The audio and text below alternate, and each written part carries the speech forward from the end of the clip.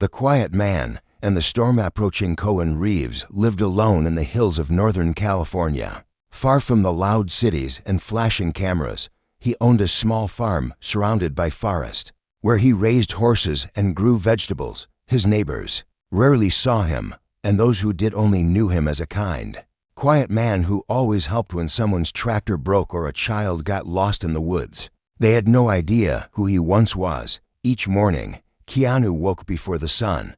He moved slowly, feeding the animals, checking the fences, and watching the sky as it turned gold. His hands were rough from work, his back strong from years of lifting hay bales. To anyone passing by, he was just a farmer, but there was something different about him, his eyes. Those who looked closely could see it. Deep inside the quiet calm of his gaze was a shadow. Something old, something that had seen war. Keanu never talked about his past. When asked, he would smile and change the subject. He didn't need to say it. His movements, his silence, his watchfulness all told a story. One evening, as the sun dipped low and the shadows stretched long across his land, a truck appeared on the road leading to the farm. It wasn't from the town. It had dark windows, loud music, and men who didn't belong. They drove slow, watching, their eyes scanning the fields. Keanu stood on his porch, wiping his hands on a rag. He saw them. They saw him. Then the truck drove. On that night, he couldn't sleep, not because he was afraid, but because he felt something stirring, something from long ago, something he thought he'd buried deep beneath the soil under years of peace. He walked outside and stood barefoot in the grass. He looked up at the stars and breathed in the cold air. And then he heard it. A snap in the trees, too sharp for an animal. He turned his head slowly. Nothing moved. But he knew they were watching, not from the town, not from the government. These were cartel scouts. ***, 3 days before, in a hidden part of Mexico, a high-ranking cartel boss had learned a rumor. It came from a former informant who had once served in the U.S. military. He said there was a man living quietly in California, alone, retired. Not just any man, this one was different. He was Delta. Not just Delta. The best there ever was. A ghost, a legend. He'd done things no one else had done, led missions so dark they were never written down. And then he'd vanished. No one knew where. Until now, the cartel boss laughed when he heard it. What use was an old soldier? But then, someone suggested the farm might hold hidden weapons or intel. Maybe even gold. They needed money. They needed fear. They needed to send a message. So they sent a small crew. Test the waters. See what was there. ***, back at the farm, Keanu lit a lantern and walked to the barn. He didn't run, didn't panic. He just moved with purpose. In the back of the barn, under a loose board, was a hidden box. He hadn't opened it in 15 years. Inside were items wrapped in cloth. A small notebook, a badge, a knife with initials, a photo of his unit, and beneath it all, a simple black case. He opened it, his old weapon, cleaned and wrapped, waited inside like it had been holding its breath. Keanu stared at it for a long time. Then he closed the case, placed it on the table, and sat down. He knew what was coming. ***, at dawn, the same truck came back. This time it didn't drive slow. It roared down the gravel road, kicking up dust. For men jumped out, tattoos, rifles, sunglasses. They weren't here to talk. Keanu stepped out of the barn, his hands empty. One of the men pointed a gun at him. "Where's the money, old man?" Keanu said nothing. Another stepped forward, trying to look tough. "We know who you are. We know what you did. You think hiding on a farm keeps you safe." Keanu's voice was calm, almost gentle. "You don't know anything." The leader smirked. "Oh, we know enough." They pushed him back into the house. They ransacked the place, breaking drawers, kicking over furniture, shouting at him. But Keanu never flinched. Then they made a mistake. They slapped him, not hard, just enough to feel power. And everything changed. Keanu's single quotes, eyes turned cold. "Quiet. Deadly." He said softly, "Leave now, and you might still walk." The leader laughed. "You're one man, against all of us." Keanu stood still. He didn't move as they left. But they would be back, this time with more. ***, that night, Keanu buried the box, not to hide it but because he didn't need it anymore. He had become the weapon again, and somewhere, deep inside him, the storm had started to rise. What the cartel didn't know was that Keanu Reeves wasn't just a Delta Forces commander. He was the man other commanders feared, the man who trained ghosts, the man who disappeared because he'd seen too much, lost too much, and needed peace. But they had come for the wrong man. They thought they were attacking a farmer. They didn't realize they had declared war on a legend. And now, he was done waiting.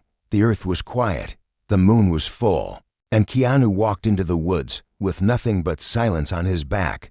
The hunt had begun, and no one was ready. The first strike there was still that night, but Keanu felt something moving beneath the silence, like the wind before a storm, like the hum before thunder. He walked through the trees with his eyes steady and calm. Each step was soft, silent, like he was part of the forest. He was no longer the farmer. He was the shadow. He was the ghost.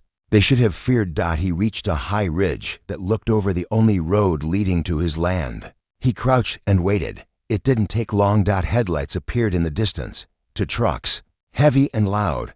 Inside were more men, more guns, more violence. They laughed, yelled, drank. They thought it was just another easy raid. A soft target.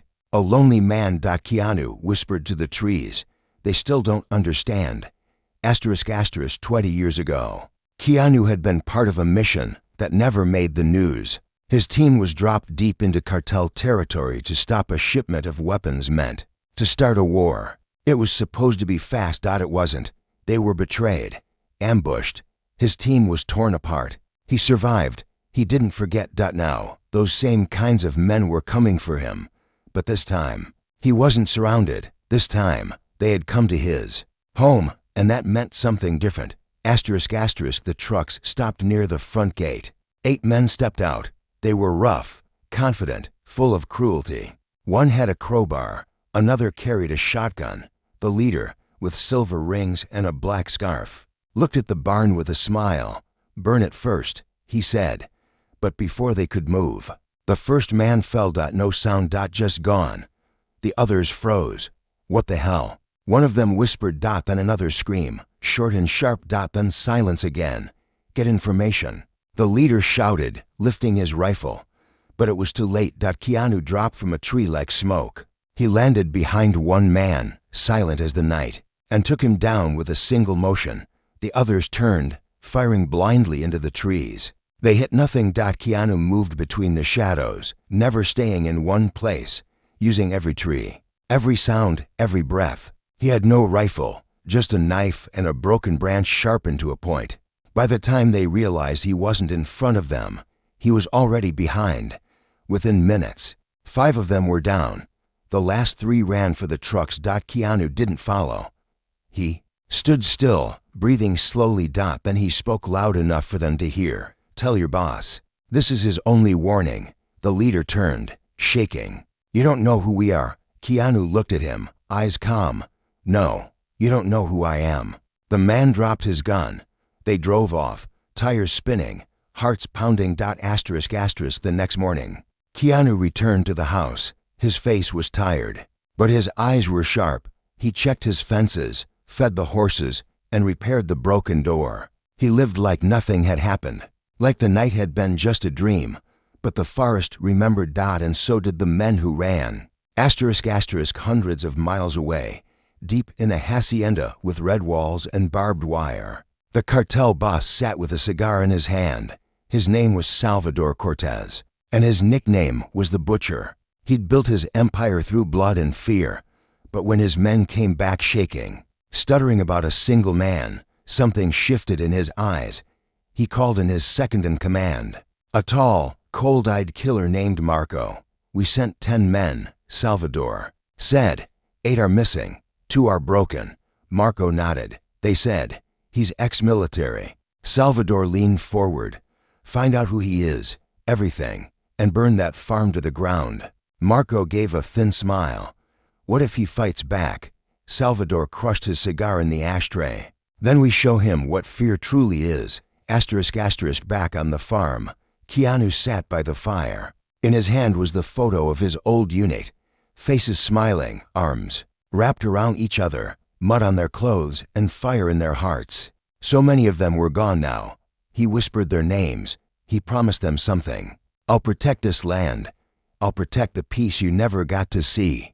The flames flickered outside. The wind moved through the trees like a warning. The next day, a stranger arrived in town. He wore a suit and dark sunglasses. He said he was a buyer, interested in land, but the sheriff noticed something odd. He never asked about land prices. He asked about Keanu. The sheriff was an old man, quiet and wise. He shook his head. "You don't want trouble with that one." The man smiled. "Why not? He's just a farmer." The sheriff looked at him long. "No, son, he's something else." But the man didn't listen. He made a call from his car.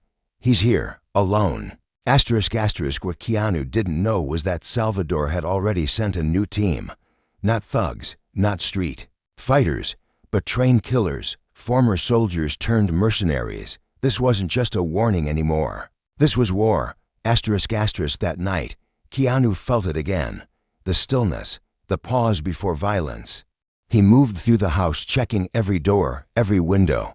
He sharpened old tools, fixed his traps, rewired the lights around the barn to flicker in patterns that would confuse. Then he walked to the edge of the forest and stood still, waiting. Hours passed. Then he heard it. The soft footstep of men trained to move without sound. He counted them. 6. No voices, no lights, but he could smell their breath, taste their movement. He didn't attack. He let them come. And when they reached the barn, thinking they were unseen, the lights snapped on, but not steady, flickering. Their vision blurred. And Keanu struck. This time, it wasn't fast. It was a lesson. He let them see his face, let them understand who he was. One by one, he took them down, not to kill, but to disable. One tried to crawl away. Keanu stopped him gently. "This is your only chance. Tell Salvador this is his last warning." The man nodded, bleeding, broken. He would carry the message. But Keanu knew Salvador wouldn't listen. He would send more. Stronger. Louder. And soon, this quiet war would turn into something darker. Keanu looked at the stars again. He didn't want blood, but he would spill it if he had to.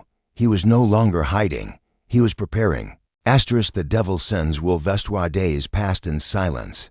The sun rose and fell across the hills like it always did. The horses grazed quietly. The birds sang. And in the small town nearby, people went on with their lives, unaware that something dark was moving toward them. Keanu worked the farm like usual. He fixed the east fence, carried hay, cleaned the old truck in the shed. But his eyes never stopped, watching the trees.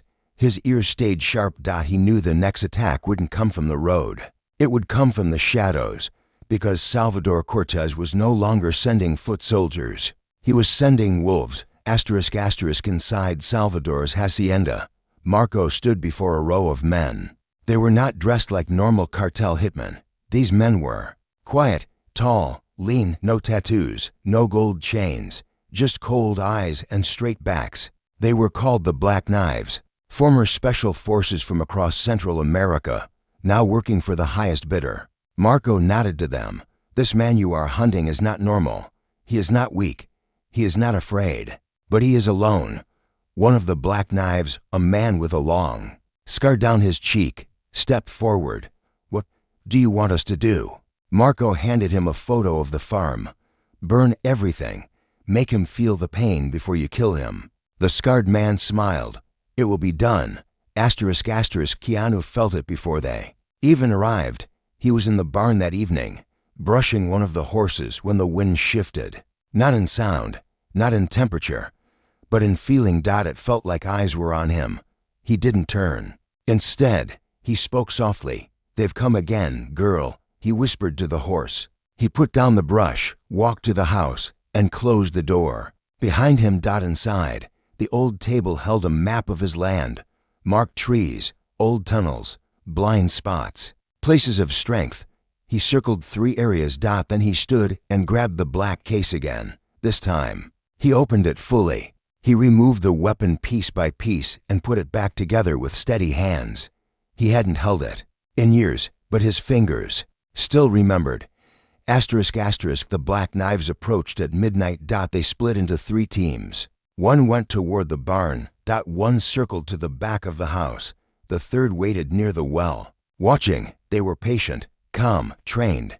But they didn't know the land. They didn't know the man. And they didn't know he was already watching them through a mirror nailed to a tree. The first team moved toward the barn, careful not to make a sound. They found the doors open. Inside, it looked empty. But the moment they stepped in, the floor cracked. They froze. Too late. The trap dropped them into a pit lined with thorned wire and wooden stakes. Not to kill, just to hold. A voice came from above. I used to build better traps overseas, Keanu said. But this will do. He didn't wait for them to speak. He was already moving. The second team crept around the back of the house. They saw a light in the kitchen window. They moved in silently, one guarding the back door, the other sliding toward the front. But inside, there was no one. Only a kettle boiling on the stove and a radio playing soft music. They realized too late the door wasn't locked. It was bait. Keanu moved behind them like wind through trees. One strike. The third tried to fire, but his weapon jammed, splattered with grease from the radio. Keanu disarmed him with one motion and left him unconscious on the porch. The last man near the well saw nothing. He waited, listened. Then he felt breath behind him. He turned to slow. Keanu's single quotes S hand gripped his shirt. You shouldn't have come here. The man pulled a knife. Keanu didn't flinch. The fight was quiet and brutal. Hands, elbows, pressure points. In 30 seconds, it was over. The man gasped on the ground, holding his ribs. Keanu stood over him. Go back to Salvador. Tell him this land is not his. Tell him it never will be. The man crawled to his feet and ran, limping into the darkness. Keanu didn't follow. He stood alone, breathing in the cold night air. The farm was quiet again. At sunrise, Keanu walked to the pit trap and helped the men out one by one. He treated their wounds, gave them water, then handed them back their broken weapons. You were just doing your job, he said. They looked at him, confused. Why help us? One asked. Keanu looked out at the rising sun. Because I remember what it was like to be used by people like Salvador, and because I'm not like him. He let them go. They didn't argue. They ran. In the town. The sheriff heard whispers. Strange men showing up with bruises and silence. Trucks passing through the hills late at night. Farmers asking if something was going wrong. The sheriff drove out to Keanu's farm. He found him repairing the chicken coop. Something you want to tell me? The sheriff asked. Keanu looked up, sweat on his brow. Just fixing the coop, sheriff. The sheriff shook his head. You don't have to do this alone. Keanu smiled gently. I do. This is my past catching up. I just want to end it without pulling others in. The sheriff hesitated. Then handed him a slip of paper. There's a number on here. Old friend of mine, ex-FBI. If things get too heavy, call him. Keanu nodded but didn't promise anything. Meanwhile, back in Mexico, Salvador watched as the last Black Knife team returned. Broken, ashamed, silent. He stood slowly from his chair and walked to the window. This man, Salvador whispered, he dares to humiliate me. Marco stepped forward. We could send everyone. Flatten the whole valley. No survivors. Salvador raised a hand. No, we won't just fight him. We'll hurt him. He smiled coldly. Find out what he loves. Find out who helped him. Bring pain to the edges of his peace. And then we finish. Him, Marco nodded. Double quotes yes. Jeff, Keanu knew something had changed. The attacks would grow colder now. More personal. He looked at the photo again of his old unit. Next to it, a newer photo. A young girl from the town, a neighbor's daughter he once helped teach to ride a horse. Her smile was bright, innocent. He placed the photo inside his jacket. They wouldn't go after him directly anymore. They would go after kindness. After hope. And he wouldn't let that happen. Keanu stood on his porch that night. the wind blowing soft across the hills. He whispered to the land, to the trees, to the memories. If they want war, I'll give them war, but on my terms and in the shadows of the night. He began setting the final traps, not just to defend, but to end it. The price of peace next morning came with fog. It rolled down the hills like a thick curtain, wrapping the farm in gray silence. Keanu stood by the barn, watching his land disappear into the mist. It was quiet, too quiet. He knew the calm wouldn't last. Last night, he had checked every wire, reset every trap, and walked every inch of the property. His eyes had stopped on the small red ribbon tied to the old oak tree, the one the little girl from the town had placed there after her first horse ride. He looked at it now, and he felt something shift inside. This wasn't just his fight anymore. In town, the sheriff's phone rang just after dawn. It was his niece, scared, whispering, "Uncle Joe, someone's following me." The line went dead. Sheriff Joe grabbed his coat and left without breakfast. He wasn't surprised to find a black SUV parked near the school bus stop. It drove off when he pulled up. He followed, but the SUV vanished into the hills. He drove straight to Keanu's farm. Keanu was waiting on the porch. "They're testing the edges now," Keanu said before the sheriff even spoke. Sheriff Joe nodded. "They're getting close to the town. That little girl you helped, they were watching her." Keanu's jaw tightened. "They're trying to draw me out." Sheriff Joe placed his hand on the railing. "What do you need, son?" Keanu looked out at the fog-covered trees. Time and silence. The sheriff paused, then handed over a box. "These are from the evidence locker. Old radios, surveillance gear. Don't ask questions." Keanu nodded. "Thank you." Meanwhile, in a hidden basement under a luxury house in Los Angeles, Marco met with a man in a suit. He had no cartel tattoos, no gold rings, just cold, businesslike eyes. He was a fixture. A cleaner. Marco handed him a folder. "His name is Keanu Reeves, former Delta, disappeared years ago." The man flipped through the file slowly. "You're lucky he doesn't want to kill you all." "Yet," Marco frowned. "Can you take him out?" The man closed the folder. "Not with force. He's too smart, too prepared. But break his heart first, and the body follows." Keanu worked all day. He didn't rest. He dug new lines, set up motion-triggered flares, and wired old floodlights to car batteries. He was turning the farm into a fortress, but it still looked like a simple field with a red barn. No one watching. From a drone would notice. That was the trick. Use nature. Use time. He moved like a man preparing for a storm, but inside, he felt something else building. Not fear, not rage. Grief. He had walked away from violence to find peace. But peace always came at a price. By evening, the sheriff returned with news.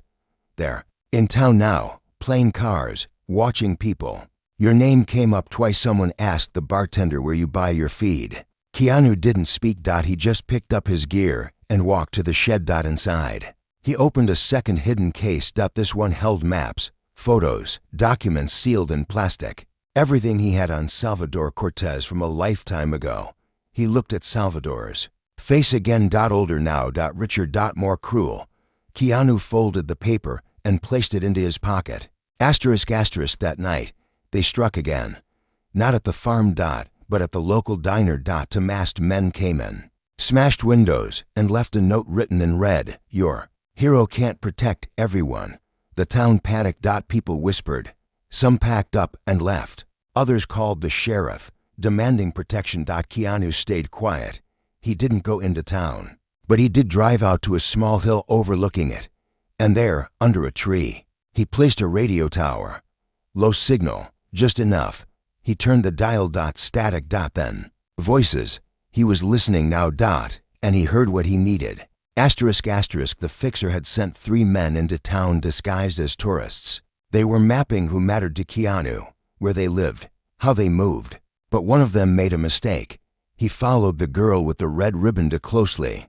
Keanu found him that night. Not with anger. But with precision. He didn't hurt him. He just walked into the man's hotel room and sat in the chair. The man froze. "How?" he started. Keanu raised a hand. You're going to leave tonight. You're going to tell your boss that if anyone else looks at that girl, the deal changes." "What deal?" Keanu stood slowly. "The one where I let him live." The man packed his bags and left by sunrise. But Salvador didn't stop. He sent more. They didn't touch the girl. Instead, they touched the past. They found one of Keanu's old teammates, a man named Ben, who had retired and opened a small auto shop in Arizona. Ben was dragged from his home and left bleeding with a message on his chest: "We found you. We'll find the rest." Keanu got the call from a private number. It was Ben's wife, crying. Keanu sat alone in the barn after that, holding the photo of his unit. He traced each face with his finger. "You took one of mine," he whispered. "You took peace from a man who gave you a chance." He stood. The quiet was gone now. Only purpose remained. He called a number he hadn't dialed in 10 years. It rang twice. Then a deep voice answered. "Thought you were dead." "Not yet," Keanu said. "What do you need?" "Old friends. Quiet ones." "How many?" "Just enough." "You still wearing the badge?" "Never stopped." The voice paused. "I'll send them." Keanu hung up and looked out into the dark fields. This wasn't a one-man fight anymore. It was personal now. Across the country, Salvador threw another party. Laughing, dancing, drinking. He thought he was winning, but somewhere in the shadows, one of his men approached and whispered in his ear, "He's not hiding anymore. He's gathering people." Salvador laughed. "Let him gather. It won't change the outcome." But behind the smile, something shifted in his gut. A quiet fear, a memory. Because long ago, in another life, Salvador had heard of Keanu's missions, the way he worked in silence, how he never left loose ends, and deep inside, Salvador knew he had awakened the wrong man. Keanu stood at the edge of his land that night. He looked down the long road. In the distance, dust was rising, not from cartel trucks. But from his old friends. They were coming, the ghosts, not for war. But for justice. And this time, there would be no more warnings. No more mercy. Only the truth. And the truth was simple. They messed with the wrong soul. The ghosts returned just before dawn. The first truck rolled up the dirt road to Keanu's farm. The engine was quiet, the windows dusty, no license plate. Inside were for men hard faces, calm eyes, silence between them like an old code. Keanu stepped off the porch as they arrived. The first man out was tall, broad-shouldered, with a scar over his brow. He walked straight to Keanu and hugged him. "Damn, brother," he said softly. "You really called us." "I did," Keanu said. "How bad?" "It's not war yet," Keanu replied. "But it will be." The other three stepped out, nodding to Keanu. They didn't need handshakes or hellos. They had bled together once. That was enough. Each of them had disappeared after their service. One became a firefighter. One worked in Alaska on oil rigs. The last had been living in a van by the ocean. But when the call came, none of them hesitated. They were the last of his unit. And they had come home. Keanu led them through the property, showing what he had built: every trap, every blind spot, every hidden signal.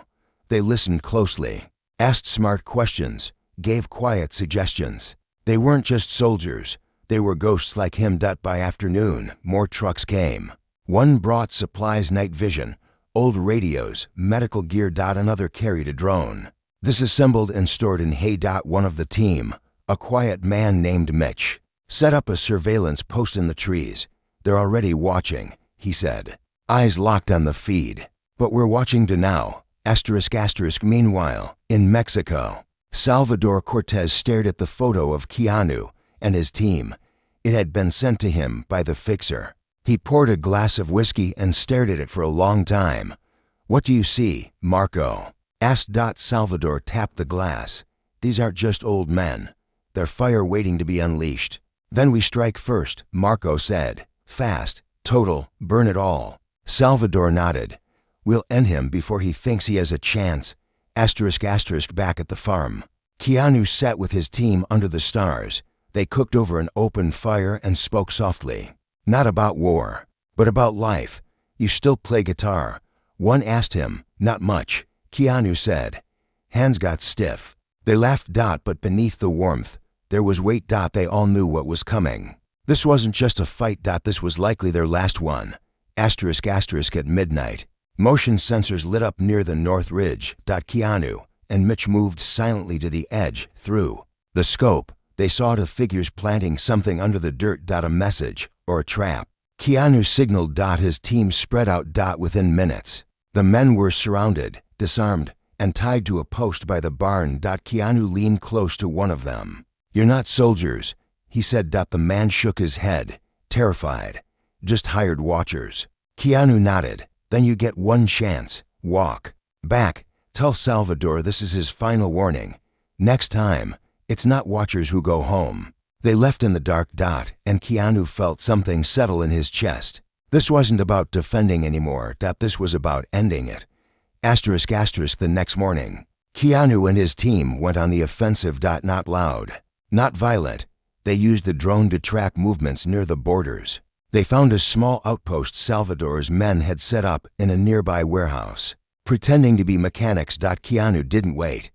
He and two others approached at night, dressed like hikers, moving through the forest and back alleys. They reached the warehouse at 2 a.m. Keanu knocked once. A man opened the door and Keanu stepped forward like a shadow. Within minutes, the whole place was cleared. No gunfire. Just pressure, precision, control. Inside, they found maps, names, and radio logs. Keanu took one look. They were planning to hit the town, not just the farm. Everyone. By morning, Keanu stood before his team and the sheriff. "They're coming tonight," Keanu said. 30 men, maybe more. Full vehicles, full gear. "Their plan is to strike before we're ready." "We're ready," Mitch said. The others nodded. The sheriff looked uneasy. "You sure you want to do this here?" Keanu placed his hand on the old map. "This is my land, my home, my choice." They moved fast. Tripwires. Flashbangs, smoke bombs, choke points. Old vehicles turned into barricades. Trenches hidden under hay. Signals set up with flares. They weren't building a wall. They were building a maze. And at the center was Keanu. Still, calm, waiting. That evening, the sky turned red with sunset. The birds stopped singing. And down the road, engines roared. 6 trucks. 30 men. Black masks, rifles, orders shouted. They came fast. They came angry. But they didn't know what waited for them. The first truck hit a trench and flipped sideways. The second was blinded by a flare and rammed into the barn. Gunfire began, but it hit nothing. Smoke filled the air. Lights flickered. And in the chaos, Keanu and his team moved like whispers. One man screamed, then vanished. Another slipped on oil and was dragged into the trees. They weren't fighting an army. They were being hunted by ghosts. Salvador watched from a distant SUV through a live drone feed. His face twisted with confusion. "Why aren't they breaking?" Marco didn't answer. And the drone feed cut. A second later, the car's windshield shattered. A note dropped onto Salvador's lap. It said only, "You came for peace with fire. Now you leave in ashes." On the ground, the last few cartel soldiers dropped their weapons and ran. But Keanu didn't chase. He walked calmly through the smoke, checking his team, checking the injured. Not one of his men was lost. Not one townsperson was harmed. He stood on the ridge, looking out at the horizon. And behind him, the farm still stood, not burned, not broken. Alive. But the war wasn't done. Not yet. Salvador had escaped. And Keanu knew the final move had to be made. Not just to protect his home. But to end the threat forever. He turned to his team. "We go south," he said. They didn't ask where. They didn't need to. They were going to finish what Salvador started. And when they returned, there would be no more fear. The end of the shadowed sun had not yet risen when Keanu and his team crossed the border into Mexico. No one spoke on the journey. Not because of fear, but because each man carried a weight in his chest that only silence could hold. This wasn't revenge. This was justice. Long delayed, deeply earned. They traveled in an old cargo van, dusty and unmarked. Keanu sat in the back, sharpening a blade with slow, calm strokes, across from him. Mitch loaded to small drones with infrared sensors. On the floor was a worn photo of Salvador Cortez. "He won't expect us," Keanu said. "He thinks we'll sit and wait," one of the team replied. "But ghosts don't wait," another added. In a luxury estate outside Guadalajara, Salvador sat by his private pool, sipping from a glass. The attack on the farm had failed, but he laughed it off. So, what he told Marco: "We scared the town. We sent a message." Marco was not so sure. "They're not running, they're gathering. Let them," Salvador said with a smirk. "What can one old man and a few relics do?" He didn't see the drone floating silently above the palm trees. He didn't know it was watching, mapping, listening. That night, Keanu and his team met with a contact in the hills, an old journalist named Anna, who once covered the cartel wars before they tried to silence her. She handed Keanu a map. "This is where Salvador hides his operation. Not in the city, not in the house, it's below. Underground, in the tunnels." "How deep?" Keanu asked. "Deep enough to bury ghosts," Anna said. "Unless they already know the way out." Keanu nodded and looked at the tunnels on the map. He pointed to 3 exits. "We seal 2. We enter through the 3rd. The plan was simple. Not loud, not messy, silent. Surgical. Final. As the team prepared, Keanu walked alone into the forest outside Anna's cottage. He knelt beside a tree and closed his eyes. He remembered everything. The faces of his brothers lost in the field. The children who had smiled because men like him chose peace. The little girl with the red ribbon on his farm fence. He opened his eyes and whispered, "This ends tonight." At midnight, the team slipped into the 3rd tunnel. They moved in pairs, covering each corner. Each corridor, the air was cold, the walls wet. The silence deep. Inside the command center of the underground base, Salvador played cards with Marco. And to guards, he had no idea death was already in the walls. Keanu's team took out the outer guards first, non-lethal. Quiet. Mitch disabled the cameras. Another man hacked the doors. They moved like water. In 30 minutes, they reached the center. Then it happened. The door burst open. Smoke filled the room. Shouts. Confusion. And Keanu walked through the fog, calm as ever, rifle low, eyes locked. On Salvador. "Get down," Marco shouted. But Salvador froze. He stared at Keanu like he was seeing a ghost from his nightmares. "How?" Salvador stammered. "You came to my home," Keanu said. "Now I've come to yours." Gunfire erupted, but it didn't last long. Keanu's team had every angle covered. Marco tried to run, but a tripwire dropped him into a cage built for prisoners. Keanu walked past him without a glance. He stepped up to Salvador. The cartel boss raised his hands. "You won, all right. What do you want? Money? Land?"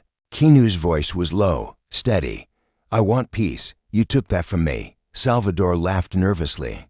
"You're not a killer anymore. You're a farmer." Keanu stared at him. "No, I'm a protector." "That's the difference." He didn't kill Salvador. He didn't need to. He dragged him out and handed him to Anna, who broadcasted a live video of the arrest to news stations around the world. The cartel's face was exposed. Their network collapsed within days. Their fear died with Salvador's name in the headlines. A week later, Keanu stood back on his farm. The sun was shining. The red ribbon still danced on the oak tree. The town had returned to life. Kids laughed at the diner. Neighbors brought fresh bread and stories. Keanu walked through his fields, the earth soft beneath his boots. He reached the old barn, where his team sat around the fire, sharing quiet smiles and bitter coffee. "You staying?" one asked. Keanu looked around for a while. "Until the next shadow," another joked. Keanu smiled faintly. "Maybe. But I think we've earned some light." The sheriff came by that evening, handing Keanu a small badge. "Town council wants you to know you're one of us. Protector of the valley." Keanu accepted it, nodded, and said nothing. But inside, he felt something settle. Not fire. Not grief. Peace. Late that night, Keanu stood under the stars. He thought of all he had lost, but more than that, he thought of what he had saved: a girl's smile, a town's hope, a farm's quiet, and maybe, just maybe, his own soul. Because sometimes, the deadliest warriors are not those who fight for power, but those who fight for peace and protect it with everything they are.